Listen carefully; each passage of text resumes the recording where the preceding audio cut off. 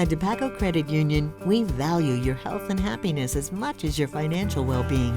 We encourage the volunteer spirit by providing DePaco employees with the tools and resources to help grow our communities and support the causes that matter to us. We believe that giving back not only strengthens the places we call home, but also enhances our overall well-being. Well-being is the key to a life worth loving. So when you think about yours, remember that DePaco can help you be well. All things Hawkeyes. Your all-access pass from the sidelines to the postgame. Iowa's News Now Sports presents Eye on the Hawks.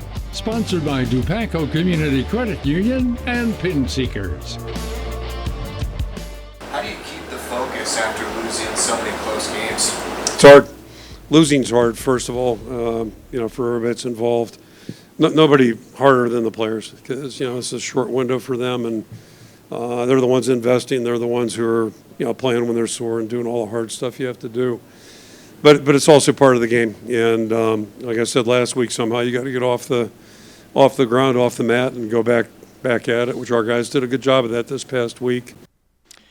And the Hawkeyes are going to have to do it again after a 26-21 loss at a very rainy Coliseum out in Los Angeles to the 17th ranked team in the country, USC. Iowa now 6-4, 4-3 in the Big Ten.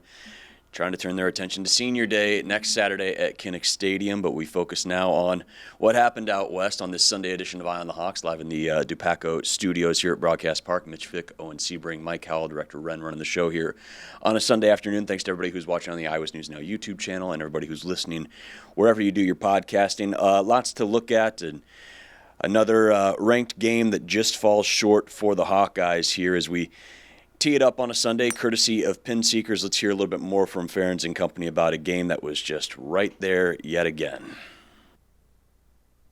There's a lot of plays throughout that second half that I wish we could have back that could have changed the outcome of that game. And you never know what plays it's going to be. And, there's opportunities before that drive that maybe we didn't even have to have that drive and could have been the reason earlier in that game and really kind of put it out of reach. But, again, the game flowed that way. We had an opportunity at the end there. Wish we could have completed that last play, but obviously the ball it was just a little too wide, a little too couple steps out. But, again, we always try to be the reason, but we just didn't end up being the reason in the second half. They were just executing. They were making plays. They had some tremendous plays, especially 6 and 8. Those are two really good players that's going to play past college football. They were out there making plays. We had chances, but at the end of the day, we just didn't get it done. So we just got to keep going out there, keep going to practice, keep executing, and try and play the best brand of football we can. Can you think of a season like this where you've had 4 ranked close games where you lost all 4? I don't know if they were ranked, but we've had 4 really tough losses, and it's one of my favorite years of the year. Maybe years of my career. Maybe I'm a sick person, but the thing I was proud of with that football team is the way they showed up every week and competed. And I think this team's done the same thing. We've had 10 opportunities. These guys have prepared each and every week, and they've come out and played their asses off, quite frankly. And they did that today. I mean, this is a good football team. Road trip, all those things you can use as a crutch, and our guys showed up and competed. It just wasn't good enough today, and part of that's that team we just played. That number 6 is as good as I've seen. I'm going back 20-plus years. I don't know if anybody's impacted a game more. I can think of one other guy maybe, but he's a really outstanding player. Number 6, of course, Makai Lemon, 10 catches, 153 yards, and a score.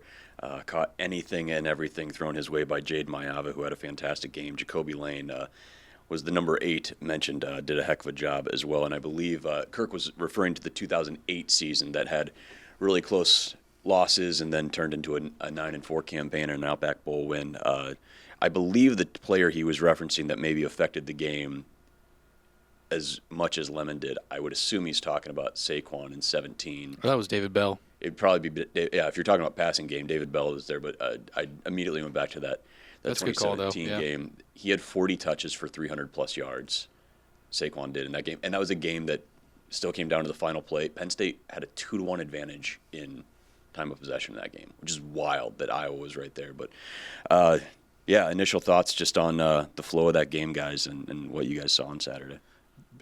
Kind of the inverse of what we saw against Oregon, where Iowa had to come back from a two possession deficit and come back to stay in that game. In this one, they give up a 2-possession advantage to give that one away, and it's a tough way to have that one go down. I mean, I have to imagine that for a lot of Hawkeye fans, that's the toughest pill to swallow here. Is it like, all right, we can stay in, if not CFP relevance, at least be on the outskirts of CFP if we went out from here, and still be a ranked team, a team that people are talking about from here on out, and to just kind of fumble it away like that's a tough way to do it. Like, all credit to USC, obviously, great team that didn't make any mistakes in the second half, but and got some good bounces going their way with that interception. Like, just do not see that more than about once a season, an interception like that. So it certainly isn't like Iowa exactly screwed things up in the second half, but they couldn't find the end zone, and that's what ended up hurting them. Yeah, like you said, instead of having to come back down, take the lead later in the fourth quarter, it's you jump out to that 14-0 lead, 21-7 lead, and you just wonder, one score in the second half, is that an Iowa victory? Who knows? USC has the explosive offense, and last night I was pretty bummed that the defense couldn't get a stop, but after rewatching the game, I thought they did enough and slowed them down enough, where if you just get one score in the second half, maybe you can run the clock out, if they score when it's 21-19 on that drive. Yeah. Although the drives before the last one in the second half were all like 4-play, 3-play, and 5-play. It's like, and that interception, bounces off Jacob Gill's knee. Like, that's such an unlucky bounce. Yeah. Also, the fumble that Xavier Wampa caused, how many, I have to go back and look. I got to think Iowa's like the team leads the nation. 5 or 6 forced fumbles that recovered by the offense. Bounce right into the hands of someone. That's the sort of thing that you can't coach, you can't practice. It just, the ball is oblong and it bounces weird. And, of course, Iowa fans don't want to hear us say they're just right there. They're just right there. But they are. They are, but they lost still. It's just a tough pill to swallow. They can be there all day, but it doesn't put a win in the win column against a ranked team. Does it help that? So in their last 11 games, including the bowl game against Missouri, they're 6-5, all 5 losses to ranked teams by a combined total of 18 points. Which, for comparison, that was the 2010 team that finished 8-5 and lost 5 games by 18 points. Not all ranked teams. Does it help that they've closed the gap in any way? This isn't going to Happy Valley and losing 31-0. Yeah. It's not even going to Columbus last year and losing 35-7, where a third quarter where it was back-to-back drives where there was a fumble or a turnover. It's certainly not the bowl game against Tennessee where you throw a pick on your opening drive in the red zone. You're like, okay, like that's now the floodgates open. Does it at least, because they seem to be, they're devastated, and you can hear the hurt and frustration in the post game there, and you'll hear more from Logan Jones in a bit. But there does seem to be this air of like, we're right there. It's Caden Weegen's toe out on a drive that would have gone 11 plays and 80 yards and run off more clock, and that's another chance to close that game out. Or it's a bounce off a knee, or it's a face mask that doesn't get called. It's almost so close that it's the 4th time this year we've seen it, 5th time in 11 games that you're like, yeah, like it's just weird that one break hasn't gone, and I'm being maybe partially facetious, like just they haven't got one break in these things. It's been a bounce against Iowa State. It's been a missed screen pass against Indiana. It's been one drive by Oregon at the end. It's just like at some point, like the odds have to tip their way. It's just now we're 5 ranked games in 11 games, and it hasn't happened. And do you feel like, though, there's some comfort, or I don't know what the word would be, of like, hey, like they're not getting mollywopped anymore? Yeah.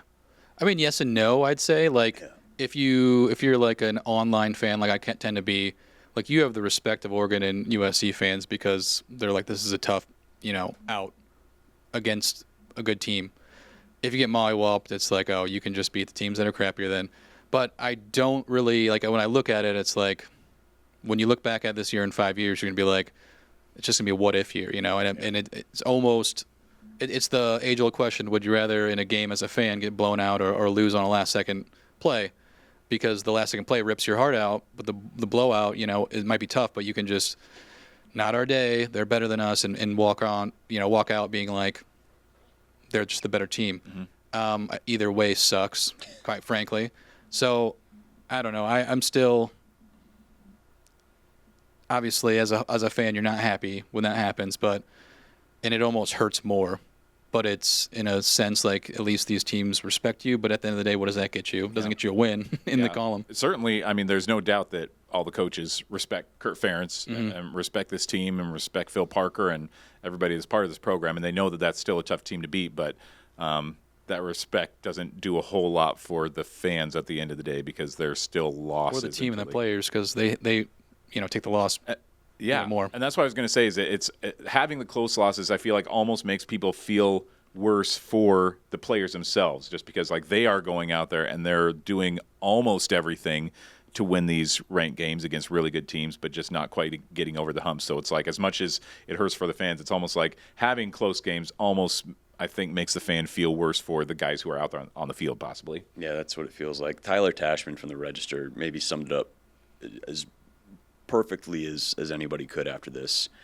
in his column in his report yesterday. Quote, Iowa will continue to be what it is, a model of consistency who's much better than your average program, but an arm's length away from the national contenders until proving it can be something different. And that is pretty good. Right. I feel that, hey, like 27 years, Iowa is what they are. They can, I mean, you look at the wins this year, they crushed Minnesota, they crushed Wisconsin, got a good road win at Rutgers, won a really tough game against a Penn State team that's a lot better than a 4-6 or 4-7 record where they are now. 4-6, yeah. But they're just right there. And just, I think, again, you feel like the odds in those close games against those ranked teams, they have to bounce one way or another eventually. It's just they haven't. And you are left with this big what if, where, like it was in 2010 of, boy, if they stop that fake punt against Wisconsin, or if Persa doesn't do Persa things in Evanston, or they can get off the field against Ohio State and stop Terrell Pryor, and that, but that season then gets swallowed up in one of those 7-5 regular seasons again. It's a strangely defined Iowa season where you finally got everything you were chasing. You've got your quarterback, even if it's not exactly how you were looking. I mean, you've got your gamer, and boy, isn't that life, like how timing works out. You spend a few seasons going, boy, if they just had that offense moving a little bit and a quarterback that was making plays, and then you get it, and the other things, those details just fall a little short. And hopefully that's what they can continue to sell players on, is that, like, especially with Tim Lester building this offense into something better, we're still on the cusp, and that's maybe kind of the scary thing right now, is that when you're on the cusp like this, it can go one of two ways. Either, okay, we're on the cusp, and then we get it over the hump, and then we're a national caliber team again, or you're on the cusp and you just can't quite get over it, and then you drop off to be a 6-6, 5-7 type of team.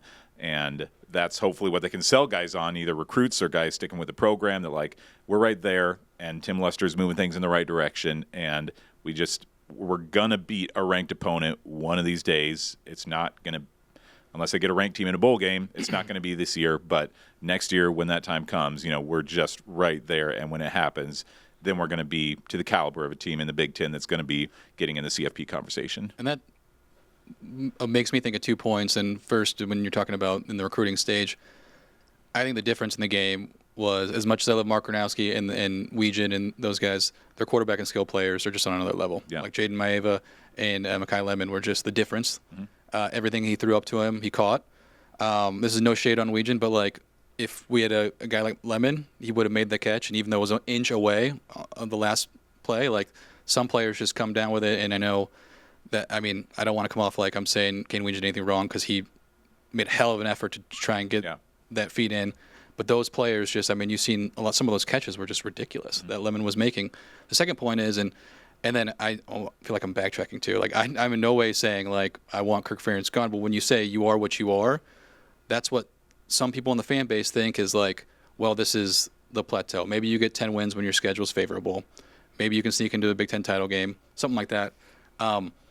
But you won't get to that next level. So that's why some people are like, could you get a Signetti type on the lower levels that could flip a program like that to get to the next level? But, you take that gamble, and you could be like, Purdue or someone else if you don't get the right hire. That's why I'm not in favor of something like that.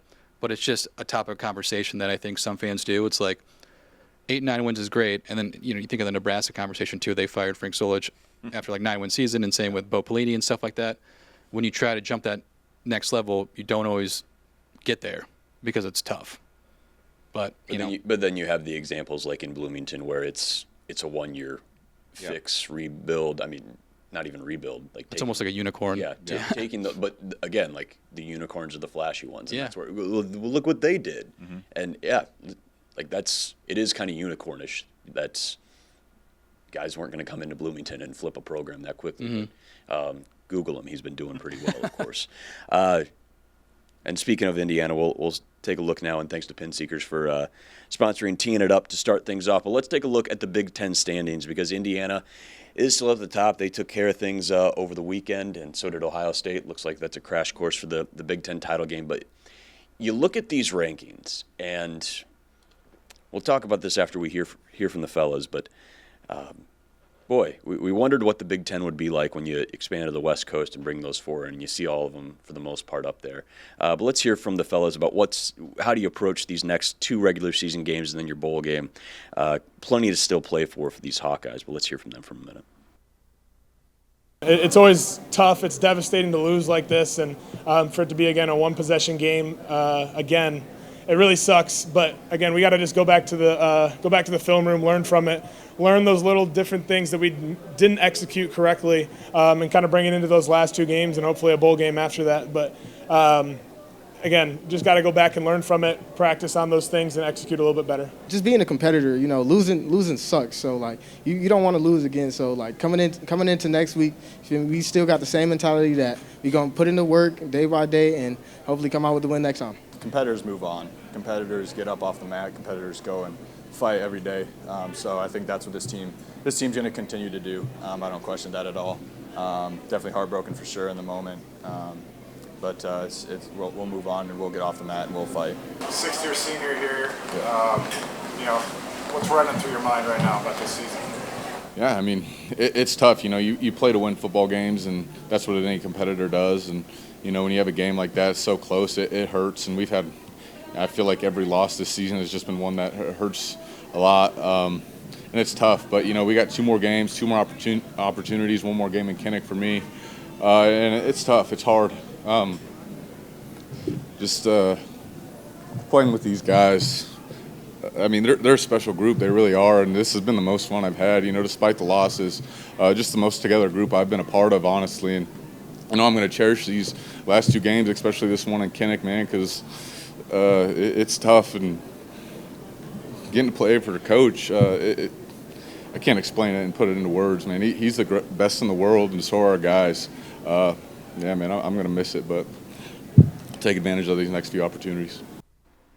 Yeah, you got, of course, at home for senior day for Logan Jones and Ethan Herkitt, guys that came back. And the rest of the seniors against Michigan State coming up 2:30 kick on FS1 on Saturday. Then you go to Nebraska for Black Friday and the Heroes game, and then whatever bowl game comes up. But you look at the Big Ten standings, and you got 18 teams now in this Big Ten. 16 of them have at least 1 win. Michigan State and Purdue still winless in conference. But you look at all those teams, and you look at even Penn State at 1-6 in league. You've seen how close they've played with a lot of folks. Wisconsin and all the turmoil they've gone through, they've got the 1 win, and it's against a Washington team that was kind of in the playoff picture there for a little while. They were tight with Indiana for a little bit yesterday. Yeah, they played really well there with a backup quarterback as well. Or, excuse me, that was a different game. It is a backup quarterback because it's Wisconsin these last few. It's always been a backup quarterback. Maryland, who they just said Mike Locksley will be back for an 8th year. Maryland's got their quarterback, Malik Washington. They've shown stuff.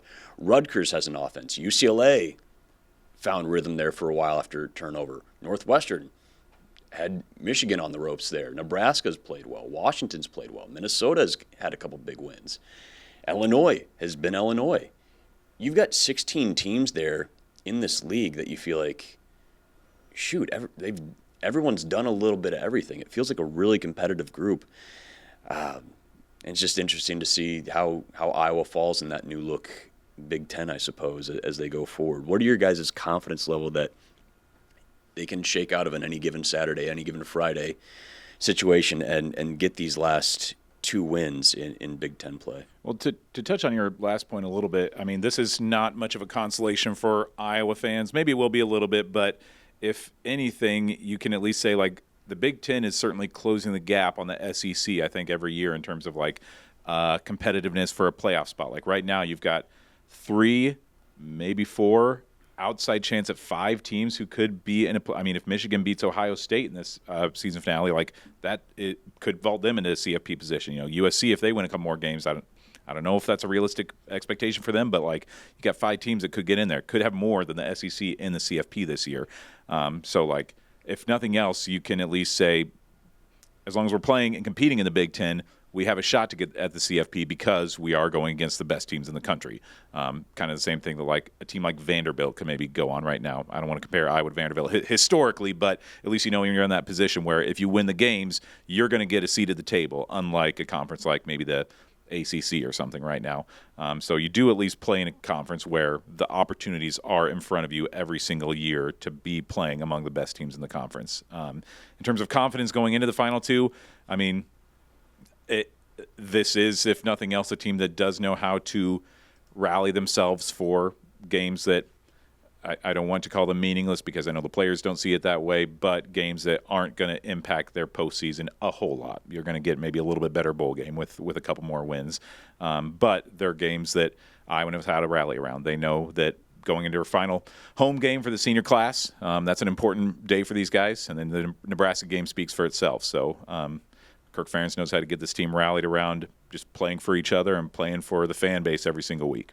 Yeah, when you're looking at the playoff picture from the Big Ten, I don't think would be, even if they win it, like these teams, I don't think the Big Ten has a shot at getting 5, but 5 teams could make it. 5 teams are at least in the conversation, yeah. Yeah, because the SEC, it's politicking and whatnot. But for Iowa, like they're one of the teams where I shouldn't say never, but I rarely ever doubt that this team will bounce back. Like, you watch college football a lot and you're a fan of just the sport, you see teams like, oh, they quit.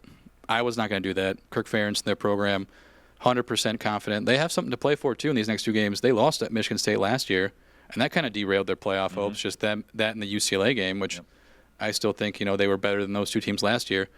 And Nebraska's for a trophy, and it's, one of your biggest rivals, at least at this point in the college football era, So I have no doubt that the team will be discouraged or, I have confidence they'll come to play the next 2 weeks.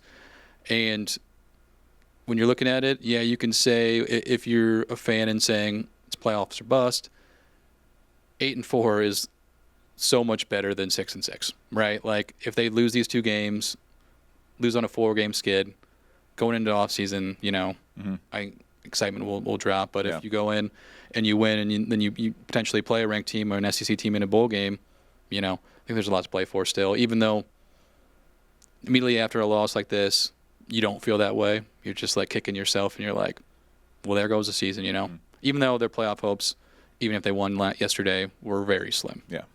It did feel, again, the tone from the players and even Ferentz, who says he's just been really, really impressed by this team since January, is that they're not going to the podium having been blown out by 4 scores. A big narrative going into the expanded Big Ten a couple of years ago was, okay, well, how is Iowa going to fare on this West Coast schedule against these Pac-12 teams? And they've held their own. And I think that was the wonder of, like, okay, where does Iowa fall in the new tier of an expanded Big Ten? And they've shown they belong in the expansion, and they've stepped up against high-level competition. They've fallen short, but they've been competitive, and that it feels like, to your point, that this isn't a team that backs down. And again, a team that definitely sounds frustrated but not discouraged. That they're like, it's Caden Weegen's toe, it's hitting the screen against Indiana. It's just these little details that have separated them from maybe being 9-1 or 7 or 8-2, and instead they don't go your way. I think the biggest worry I have now, and we're not going to probably learn more until Tuesday, 3 out of 5 of your starting offensive linemen went out with injuries. Your number 1 cornerback went out with an injury. T.J. Hall had his right arm in a sling there at the end of the game. Jalen Watson was in, but you had to replace Jennings Dunker and Cade Pieper and Bo Stevens, and you had Leighton Jones out there, Jack Doetzler, who was in that competition for the left tackle starting spot at the beginning of the year, Mike McGlinskey, who's been with the program forever and hasn't played a ton, but is a guy who has a ton of experience in Georgia's offensive line room. I think that's the real concern. The bounce back's not a concern, even though it's back-to-back losses, and that's tough. You're going up against a Michigan State team that's trying to figure out their own stuff, and they're 0-for in the conference. But what's your injury situation like? Not just going back home against Michigan State, but then a quick turnaround, having to go to Lincoln on Black Friday. Are you going to be full strength there? Because you're not just losing one of those guys, which would be tough enough, but you're losing Bo, you're losing Dunk, you're losing Peep, and you've got guys that have at least been with the program for a little while plugging in, and it's next man in, and you're supposed to hold the standard. But that's a really tough thing to do with three guys, let alone just one. So I think that's what I'm most interested on Tuesday is not hearing about their mentality, because I think we know what their mentality is going to be, but just what's it felt like they were playing with house money for a little while there, injury-wise. Those injury reports keep coming out. You're like, okay, no surprises, great. And then it almost felt like, something was going to give at some point in, that second half when bodies started dropping and offense, there was some talk online about, oh boy, the offense didn't do anything in the second half. Well, there's a 3rd and 3 where they get stopped, and that happens. A ball off a knee, that final drive, a toe. They were right there. It didn't feel like there was any sort of ineptitude second half on offense. It's just, there was a couple 3rd downs that didn't work out, and then a drive that felt like it was Oregon again and just didn't come to fruition, or Penn State again. They feel close, but it feels like those injuries could really dictate what the next couple weeks look like. Out of those 4, Dunker, Hall, Pieper, Stevens, who do you think is the player Iowa can least afford to lose the rest of the way?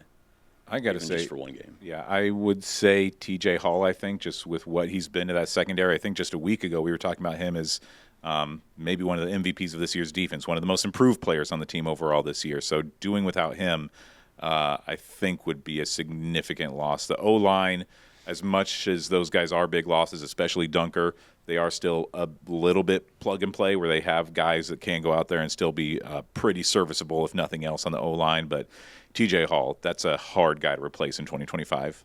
Yeah, I'd probably agree. Just looking at the O-line, how can you pick just one, right, when they're playing? And, to your point, the drives in the second half weren't great. But I don't think it was necessarily the line's fault. I didn't see a huge push from USC. I have to go back and specifically watch the line, but I didn't see that. So, TJ Hall, I know I haven't watched much Michigan State, but I know they got a good receiver. I'm assuming he's still playing. And they did make a QB switch last week, although Charles is in a boot, yeah. Last week or yesterday, I didn't watch any of the Penn State games, and they got beat 28-10, so I don't know how well he played. So I would probably go Hall just because he's been your best corner. USC still did not have a sack or a tackle for loss yesterday, looking at the stats at least. Yeah. No, they played well, and maybe a silver lining, you get some of those players. I know Malinsky's gone, right? He's a graduate, yeah.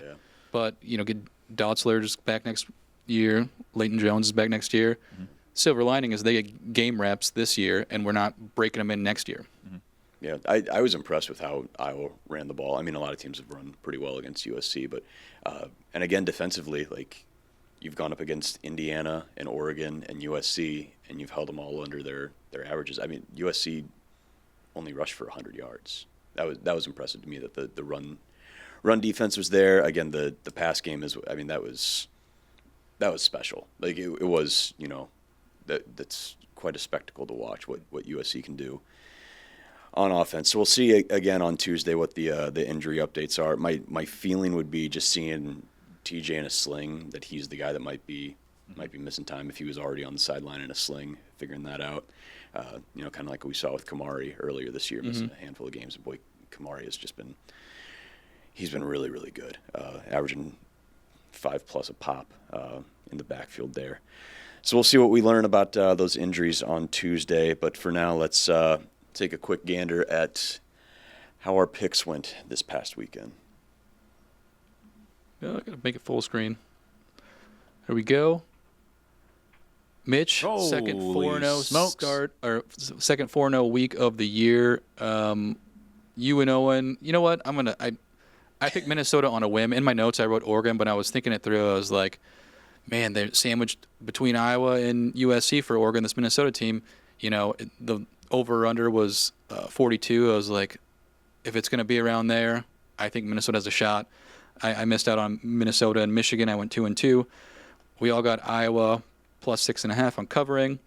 Mitch and I got Penn State covering the spread of 7.5, and then you guys correctly picked Northwestern against Michigan. I feel bad about that. I mean, they had like 5 turnovers. I really think they could have blown that game open if Underwood didn't. Bryce Underwood has come so far since the beginning of the year. Just mechanically, you watch him, like he's not throwing off his back foot. He's actually like throwing with the hip a little bit, and he made some great throws in that game. But then, you see him again, you just see a little regression. Like if he can just string it together, if he can play, if he can do the good stuff he did against Northwestern in a couple weeks against Ohio State, like that's the way Michigan can keep that streak going against the Buckeyes. But man, like Northwestern's a good team too. I mean, that's a really good 5-5 team that, has to go to Minnesota now, and then they play Illinois to wrap up. And you're like, shoot, that Northwestern team could get stuck at 5-7 after looking really impressive against some tough competition. And good for Penn State getting Terry Smith a win there finally. Michigan State scored on I think their first play from scrimmage, ran for 57 yards, ran for maybe 40 the rest of the way, and again had a quarterback change there the last couple of weeks with Childs out. Boy, you wonder what Jonathan Smith's going to go into his offseason look like, where you've got these votes of confidence at other schools like Wisconsin and There's Maryland. talk that he might get canned after year 2. Yeah, but with Wisconsin and Maryland putting their support behind Fickle and Loxley, there's been all this talk, and this is maybe the new generation of handling coaching stuff is, well, we're going to make a bigger investment, NIL investment, make sure there's resources there. And so there is kind of this second life for some coaches in some spots that you watch struggle and go, instead of cleaning house like you would even just like 5 years ago, okay, well, what can we do to get them a little more instead of just cutting ties and running? So I'm interested in seeing how that all goes, and we'll see what Penn State figures out with their coaching search as well, and if Michigan State tries to support Jonathan Smith, or if it sounds like maybe that's a little different scenario than it might be in Madison and College Park. I wonder if the coaching carousel has anything to do with it, because there's so many good jobs, particularly in the SEC and Penn State Open,